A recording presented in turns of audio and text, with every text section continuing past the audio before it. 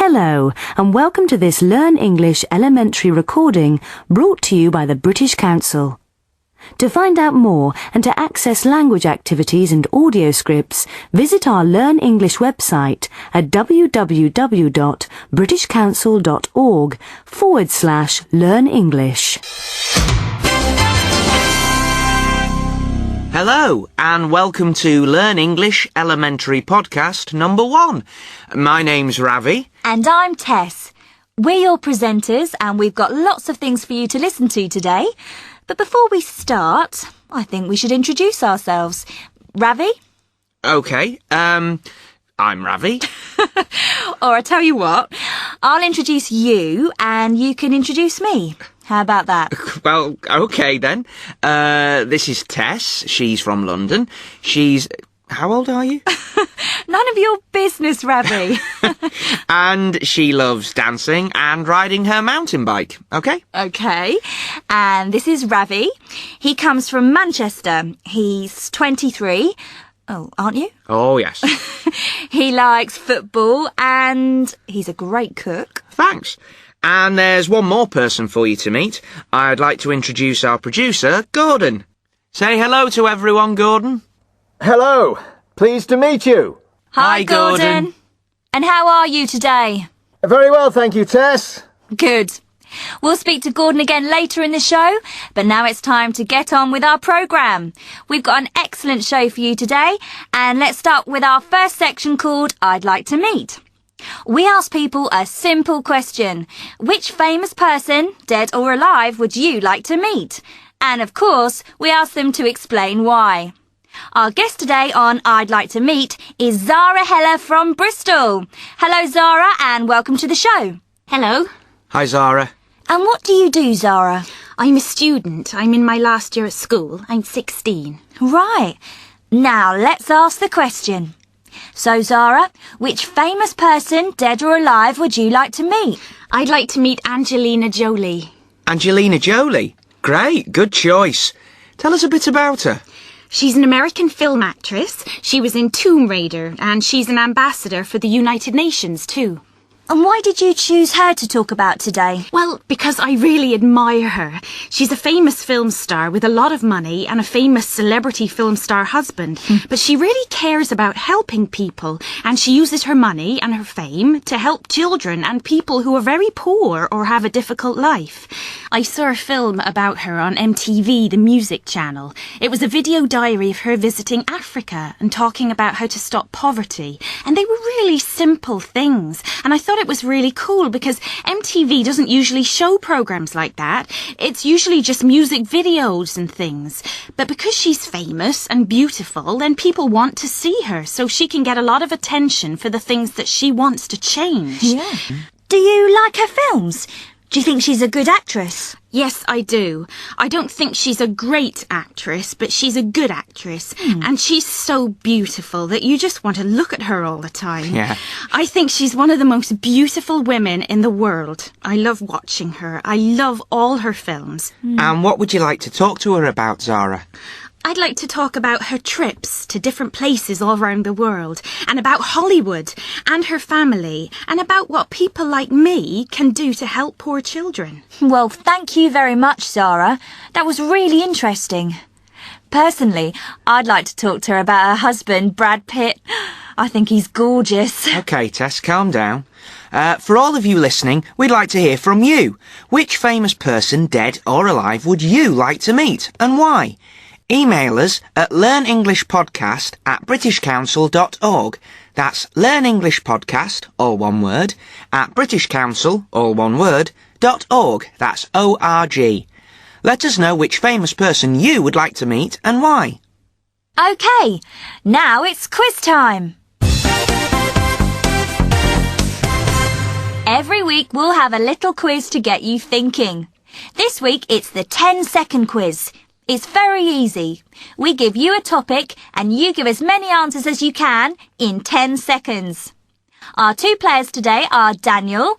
Daniel's 16 and comes from London. Hello, Daniel. Hi. And Alice. Alice is also 16 and she comes from Liverpool. Hi, Alice. Hello. Do you both know what to do? Mm-hmm. OK.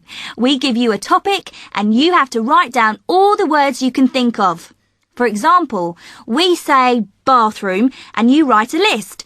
Bath, soap, shampoo and so on. As quick as you can. Got the idea? Yeah. Good. OK, let's play. You've got 10 seconds to write down things you can find in a kitchen. OK?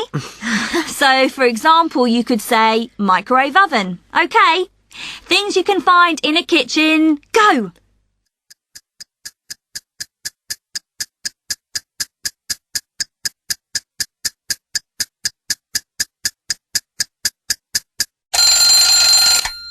OK, Daniel. How many? 5, Tess.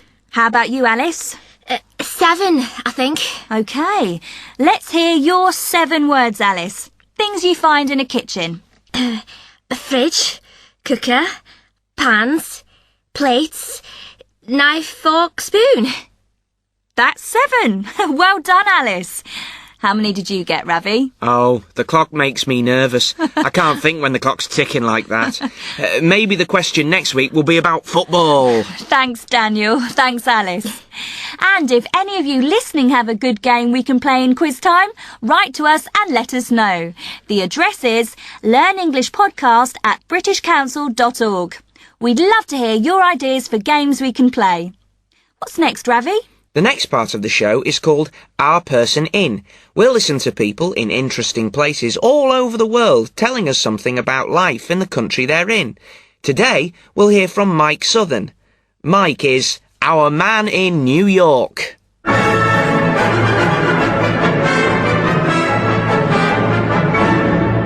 New York.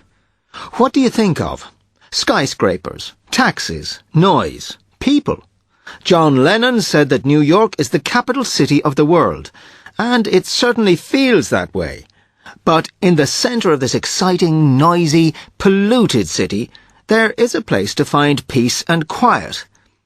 A short walk from busy Fifth Avenue in Manhattan, you'll find Central Park. Central Park is the green heart of New York City, and over 25 million people come here each year to escape the city. People run, swim, climb, or simply sit and read a book in the huge park's different scenery. And it's not just for people. Lots of rare birds have made their home in the park, and there are legends of big cats hiding in the dark trees. Although it looks completely natural, the park is man-made, created over 150 years ago. Frederick Law Olmsted and Calvert Vaux designed the park at a time when the city was a very crowded, dirty and unhealthy place to live. They wanted to make a place where rich and poor people could find fresh air in the dirty city. It does the same job today. As a friend of mine always tells me, life in New York would be impossible without Central Park. Wow, really interesting. We'll hear from another one of our people next time. Or if you'd like to write in and tell us something interesting about your city or town, we'd love to hear from you. You can send it to us at learnenglishpodcast@britishcouncil.org.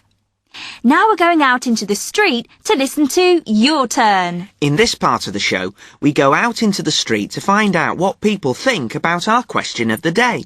And today, we're going to ask a question about celebrities, like film stars, actors, singers, who promote charities and ask people to give them money or aid. At the beginning of the show, we listened to Zara from Bristol talking about Angelina Jolie. Zara talked about Angelina Jolie's work for charity, and nowadays, lots of famous people, celebrities, do the same. But is it a good idea? So today's question is it a good idea for celebrities to do work for charity? Is it a good idea for celebrities to do work for charity? Interesting question. Let's listen to the answers.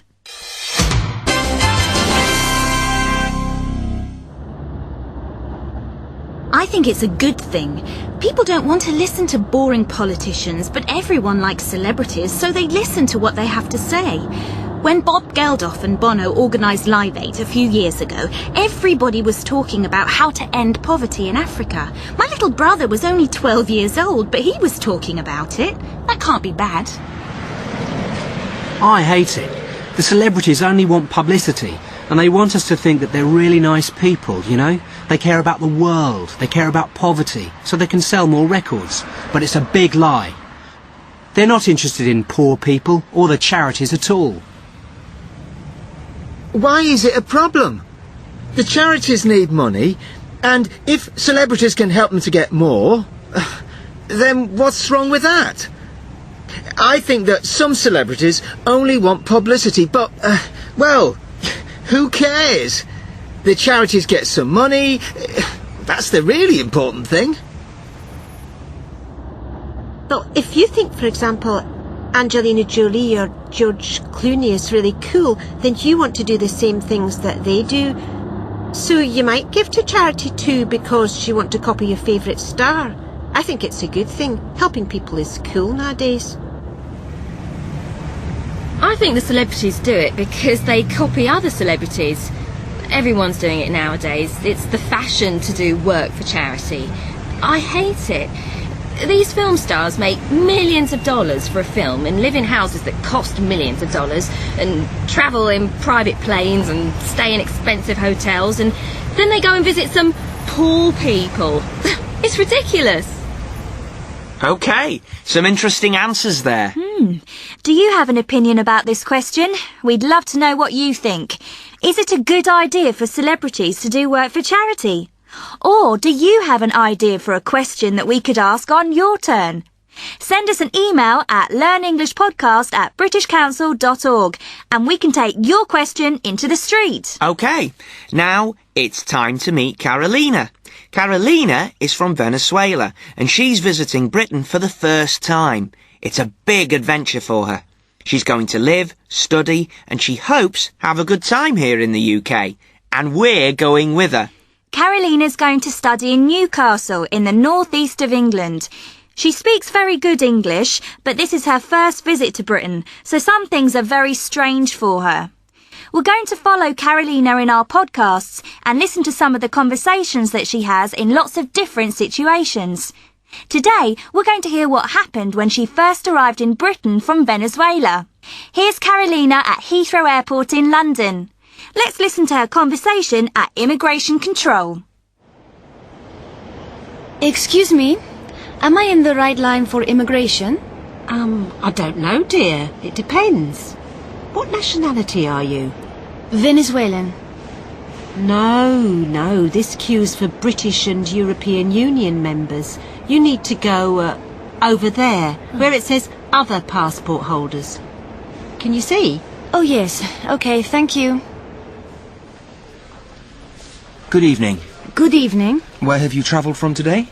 From Venezuela, from Caracas. Can I see your passport, please? Mm-hmm. Thank you.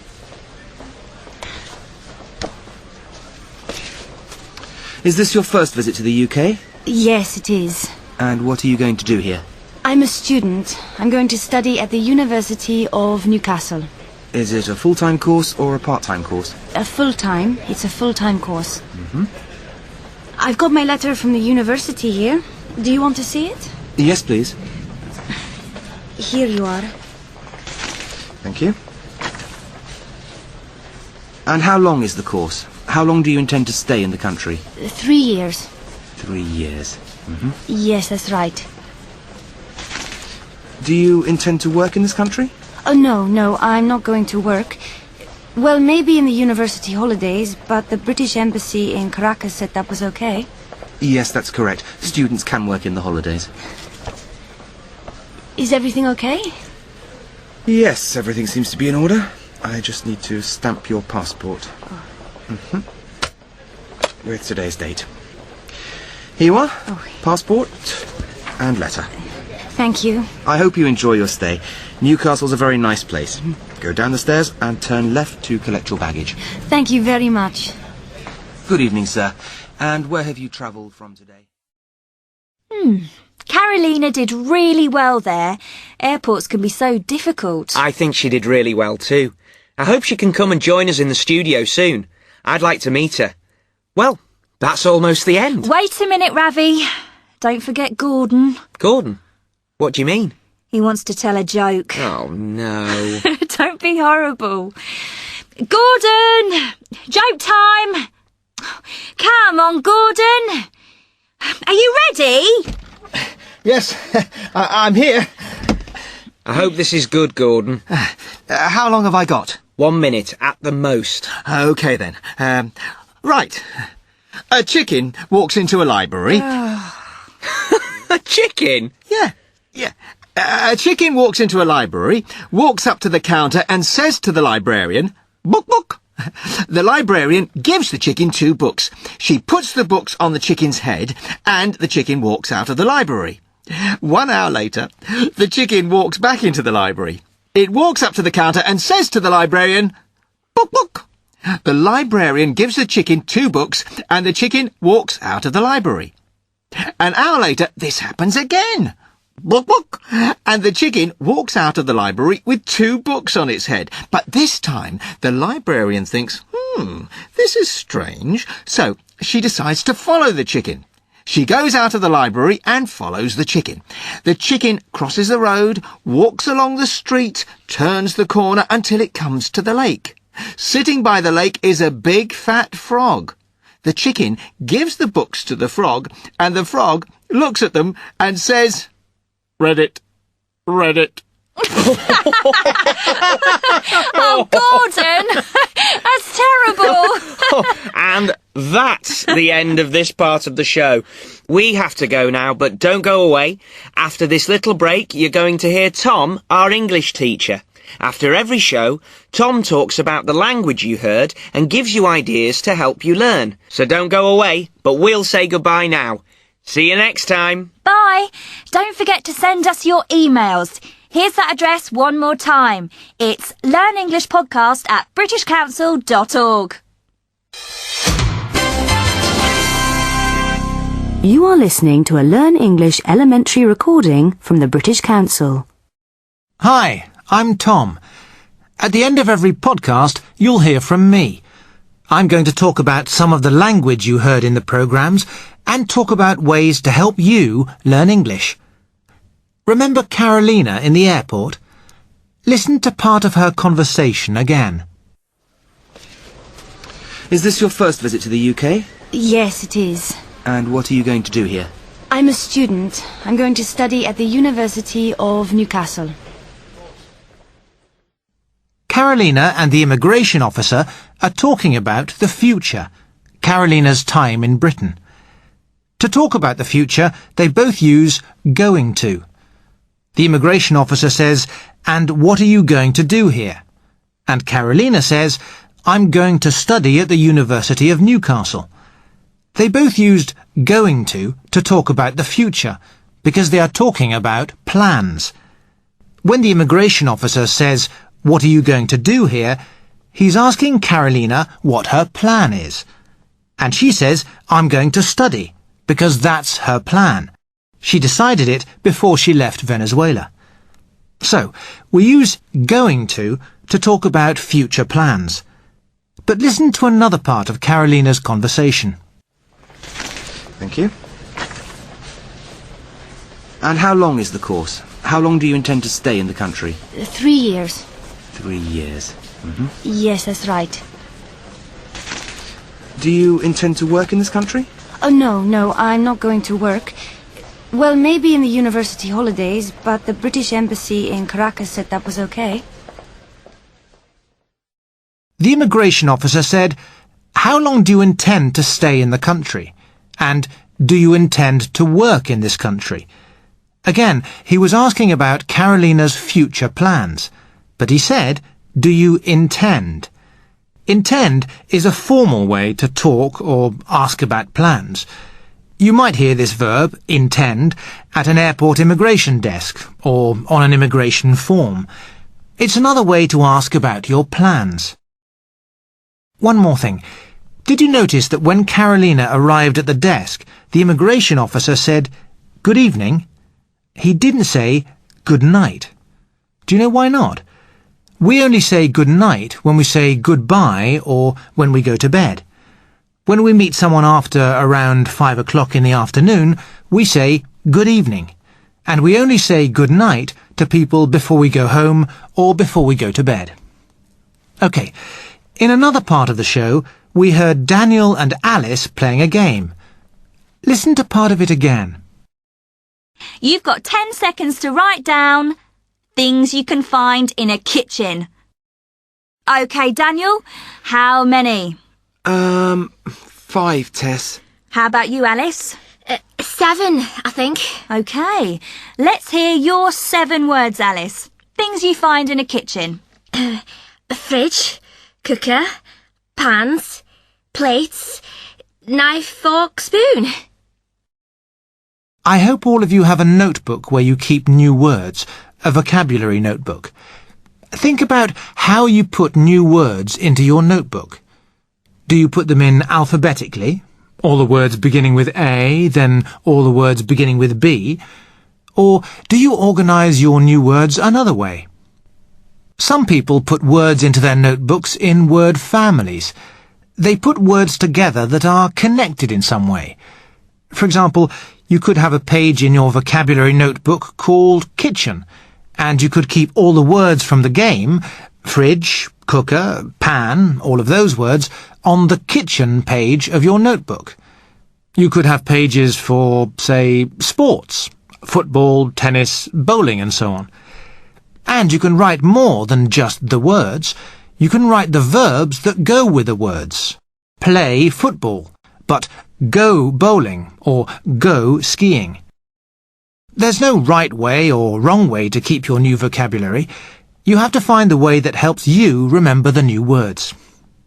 OK. Oh, by the way, if there are any words from the game that you don't know, remember that you can find them on the website. You can read all of the podcast, and if you click on a word, it'll take you to a dictionary that tells you what the word means. We'll give you that address again at the end, so go and find a pen to write it down. Right, finally, after every podcast, I'll try to show you something that you can try to use in your own English. This week, I heard this interesting expression. Excuse me, am I in the right line for immigration? I don't know, dear. It depends. What nationality are you? Now, there are 2 things there I want to talk about. Firstly, the old lady called Carolina dear. She said, I don't know, dear. Sometimes older people might call you dear. It's a friendly, affectionate thing to do. But be careful, it might sound a bit strange if you try to use it yourself. The other thing I noticed was that the old lady said, it depends. She didn't know the answer because she needed more information. Can you translate it depends into your language? Try to use it in English this week. OK, I'm going to stop there. I'll talk to you all again next time.